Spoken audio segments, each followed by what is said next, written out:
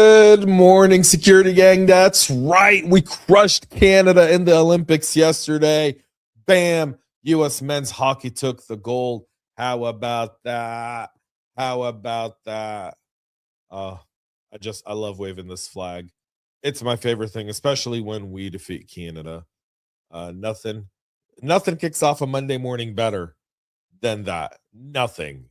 Well, an espresso. But if you watched the game yesterday, you obviously saw the United States men's hockey team and the women's hockey team crush the Canadian counterparts in overtime in both games, taking home the gold and the most coveted victory. And yeah, phenomenal. All right. So good morning. Thank you for tuning in. My name is James Azar. I'm host, Chief Information Security Officer. Thank you. Still have this lingering. Still have this lingering cough. To all of my Canadian friends, there's always next Olympics, although I wouldn't bet on it. If I was a betting man, if I was on Kalshi, I wouldn't bet on it, but that's just that. All right. We've got a packed cybersecurity show to talk about PayPal confirming a data breach, ransomware hitting semiconductor supply chains and medical centers, AI-assisted hacking breaching hundreds of firewalls, BeyondTrust is being exploited in ransomware campaigns, and fresh warnings that Vault Typhoon is still embedded in critical infrastructure. That's all on today's show. So let's get into it this morning. But before we do, we need to power through this morning's show. And what better way to do it than a cup of coffee? A double espresso for that. I've got my double espresso here at Coffee Cup. Cheers, y'all.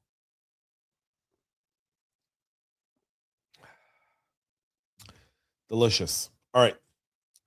So we might be a little bit uneven here. I was too busy waving the flag before the show started to check alignment one last time. So I do apologize for that. But we'll kick off with PayPal confirming a data breach that exposed user personal information. The incident reportedly involved unauthorized access to user accounts after attackers leveraged credential stuffing techniques against reused passwords. The exposed information did include names, addresses, and potentially tax identification numbers in some cases. While PayPal stated no direct financial losses occurred in this instance, the exposure of identity-linked financial accounts significantly raises fraud risks for the company. The root cause appears to be tied to compromised credentials rather than an internal infrastructure flaw. The downstream financial fraud and account takeover attacks leveraging exposed identity data is likely to increase and will require the PayPal team to mind their P's and Q's. To mitigate this one, the team should be enforcing mandatory MFA enrollment with device binding for all high-risk financial accounts and anyone compromised in this attack. That'll go a long way there. Advantest, excuse me. Semiconductor testing giant Advantest was reportedly hit by ransomware, potentially disrupting parts of the semiconductor supply chain. In the semiconductor ecosystem, just so you know, even short disruptions can have a global ripple effect that could lead to shortages. Now, while operational impacts remains under investigation, ransomware actors are increasingly targeting industrial and manufacturing firms due to high downtime costs. And mind you, this also kind of gets them on the back end. If they can't monetize from it, they can monetize by trading on it, right? And so that does have some aspect to it. So something to keep in mind. The attack also underscores how supply chain nodes are high value ransomware targets, with the risk here being cascading supply chain disruptions that affect global chip manufacturing timelines. To mitigate this one, if you are in the hardware space, you should implement segmented backup networks with offline recovery validation specific to your manufacturing systems in order to ensure that you don't fall victim to it. All right, the Cheyenne and Arapaho tribes are hit with ransomware to shut down their schools. This one hitting close to home here in the United States. The Cheyenne and Arapaho tribes were targeted by the CISA ransomware group, impacting tribal government systems and potentially exposing sensitive records. Public sector and tribal entities are often under-resourced, yet handle critical citizen data. CISA has a history of double extortion tactics, encrypting systems, and threatening data leaks. The risk being exposure of tribal citizen data and disruption of essential public services. To mitigate this one, you should be looking at maintaining externally audited ransomware incident response readiness and assessments annually there as well. And again, this started back in January. Now in February, the systems still are there. They demanded 10 Bitcoins, around $660,000, in terms of not leaking this information. And again, these two tribes are very resilient. So we should, I doubt we'll see them pay. I mean, they've taken a very hard turn by saying they will not pay. So there's that there. The University of Mississippi's Medical Center shut down multiple clinics following a ransomware attack. The healthcare ransomware continues to move from financial extortion to operational paralysis. Patient scheduling systems, clinical operations were disrupted, illustrating how ransomware now directly impacts patient care continuity. The medical sector remains a prime target due to the urgency pressures around restoration, the risk here being patient safety impacts and regulatory exposure tied to healthcare downtime. To mitigate this one, deploy network microsegmentation between clinical system and administrative IT environments if you're in the healthcare area.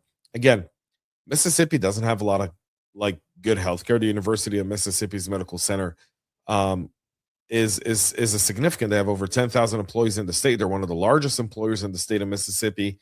This is hitting at the nerve system of them as well.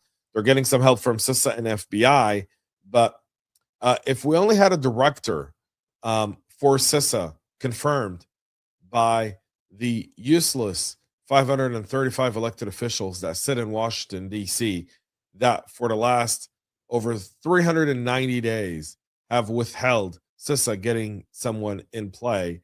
And if we can just decide what direction CISA would play, that would also be ideal there as well. All right, we'll go to Ukraine, and this one kind of hitting Ukraine's national bank, where attackers breached a contractor that's connected to Ukraine's national bank, demonstrating once again that indirect access through vendors remains a preferred tactic for these attackers. Even if the core institution isn't directly compromised, contractors do provide pivot points in the financial systems, with third-party access chains compromising national financial infrastructure being the main risk there. Again, you look at something like this and you got to understand you have to have continuous third-party access monitoring and time-bound credentials for your contractors, and you've got to make it so that it really gets in, it really builds resilience but doesn't disrupt business. All right. Excuse me there.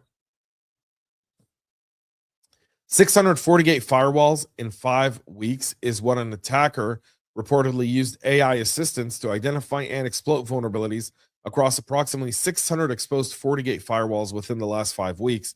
This demonstrates how automation combined with AI is reducing exploitation timeframes dramatically. The vulnerabilities were tied to misconfigurations or even delayed patching, with the risk being large-scale perimeter compromise via automated scanning and exploitation. If you're one of those, you should remove public-facing management interfaces from internet exposure wherever it is possible. This is coming from CJ Moses, the CISO for Amazon Integrated Security, saying the campaign occurred between January 11th and February 18th. That's literally the last 5 weeks, and it didn't rely on any exploits to breach these 40 firewalls either. Russia, for their end, are stepping up hybrid attacks, according to the Dutch. Let's get into this story there as well. And by the way, that AI story, mind-blowing, right? Mind-blowing. It's coming, folks. Reports are indicating that increased Russian cyber operations across Europe, blending cyber disruption with broader hybrid warfare tactics. Targets reportedly included government institutions, infrastructure operators, and political organizations. This is reflecting continued use of cyber operations as a geopolitical pressure tool, with the risk being cyber operations serving as strategic destabilization mechanisms. To mitigate this, you should look at strengthening cross-border intelligence sharing frameworks among allied nations, as well as identifying your asset and micro-segmenting them in order not to allow anything overseas to impact your environments anywhere else, which you should already be doing for regulatory reasons. A new Claude-based AI security analysis tool reportedly influenced stock movements after identifying vulnerabilities in publicly traded companies. The AI-driven vulnerability disclosure impacting financial markets introduces a new intersection between cybersecurity and capital markets. AI-driven disclosure affecting market stability is a real risk here. Establish coordinated disclosure policies for any AI-generated vulnerability findings before any sort of public release would be a good idea for Claude to do here as well. But again, Anthropic unveiling Claude Code Security, which is capable of autonomous scanning code bases for software vulnerabilities and suggesting targeted patches, sparking fears that AI could begin displacing traditional enterprise security solutions. And again, Opus 4.6, and you can take a look at this. JFrog, Dan, Akamai, Qualys, Okta, Tenable, GitLab, Cloudflare, CrowdStrike, Zscaler, all those stocks were down. SailPoint, I mean, that is a bad day, and people don't understand what that means, but that's a loss of capital. That's could mean cut downs. That could mean a bunch of really bad things. There's got to be guardrails among this as well. All right, let's go to this BeyondTrust now being added to the catalog. The BeyondTrust vulnerability is being actively exploited in ransomware campaigns. BeyondTrust tools often manage privilege access, making them high-value entry points, exploiting remote support infrastructure, thus provide attackers with immediate elevated privileges. This is CVE 2026-1731, and this could risk privilege escalation, enabling rapid ransomware deployment. You should immediately rotate privileged access credentials after patching critical remote access systems to make sure you don't have anything in your environment there. And our final story here of the day coming from our friends over at Dragos, talking about Vault Typhoon. This one, spending 3 years in energy, hits close to home. Researchers are now warning that China-linked Vault Typhoon remains active within critical infrastructure environments rather than destructive attacks.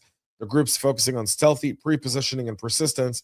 The campaign does align with long-term strategic access preparation rather than any sort of immediate disruption. With latent access within energy, water, and telecom systems for future leverage, this does give the Chinese an edge up to be a major disruptor on the home front should anything happen overseas. To mitigate this one, you should be conducting proactive threat hunting focused on living off the land techniques within OT environment. You should be limiting data diodes in your OT environment would be absolutely fantastic as well. That would help strengthen those environments as well.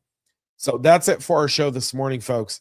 If AI ruining the stock market or tech stocks does one thing for you, also being used to attack 640 gate exposed to the internet in a matter of weeks doesn't jolt you a little bit, I don't know what will.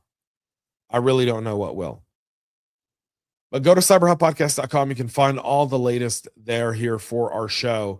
Over the weekend, I dropped a brand new article, Feature, Product, or Platform, the Identity Crisis That's Killing Cybersecurity Startups and VC Money. Do you know what you're putting out there? Is it a feature, a product, or a platform? And are you pricing it accordingly?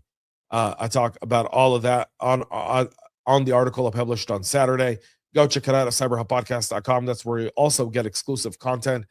Thank you all for tuning in this morning. Have a great rest of your day. Make sure to subscribe, follow, share, like, and comment, and stay cyber safe. We love feedback, so make sure to connect with us on social media and subscribe to our podcast on your favorite podcast listening platform.